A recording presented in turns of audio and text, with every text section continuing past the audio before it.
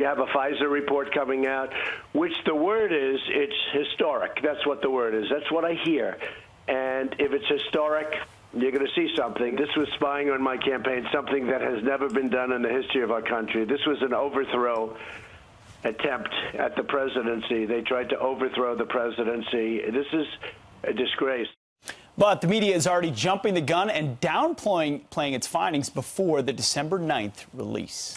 Here to react is former chairman of House Oversight Committee and Fox News contributor Jason Chaffetz. Jason, good welcome. morning. Thank you. Good morning. Good morning. And grandfather of two. And grandfather of two. Yes, I am. Yeah. All right, Grandpa, what are we going to get? Look, I don't think it's a coincidence that Donald Trump makes these comments less than 8 hours later. New York Times and Washington Post almost simultaneously within the hour come out with a story trying to diminish what the president was saying. The Inspector General has now, if the report is correct, will be making his fourth referral to the Department of Justice for potential criminal prosecution or interagency disciplinary action. That means the director of the FBI, the deputy director of the FBI, the deputy assistant director of the FBI, and now counsel within the FBI would be recommended for potential criminal prosecution or disciplinary action. That is as serious as it gets. But what they're trying to say is that this person, Smith, I guess is his last name, Clinesmith, is a low-level person. What are the chances that somebody this close to this heat is a low-level attorney in the FBI? The allegation is as serious as it gets. That is doctoring documentation that then goes to a court. That is a felony. This is not some low-level person. You have to have the highest level of security at the Department of Justice in order to be involved in this.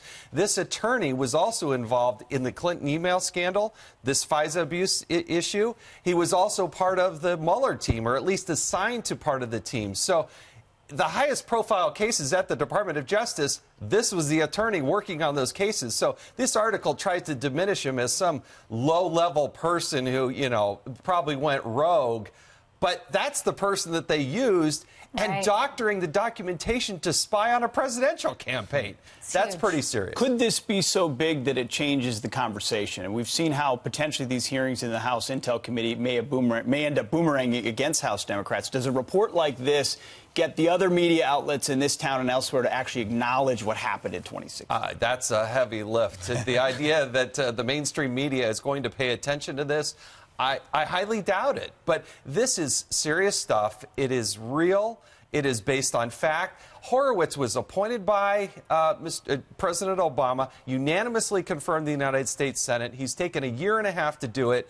And it's just the precursor, if you will, to what Mr. Durham is doing, the U.S. attorney who can then potentially prosecute people. So I think a lot of people haven't seen justice in Washington, D.C. We haven't seen people in handcuffs. And Clinesmith, in my opinion, based on these articles, is probably the leading candidate to actually do that. John Brennan, James Comey, are they going to skate again? I know, that's what everyone thinks. You know, I'm worried that that's the case, that here you have this the highest level at the FBI, the Department of Justice. I do think Brennan and Clapper at the DNI and the CIA, I think, will also be implicated in this report, but we'll see. Lindsey Graham will take this very seriously, and for those days when the report comes out on December 9th and then on Wednesday, the 11th of December, when you actually hear the, actually have the hearing. Will testify. Yes.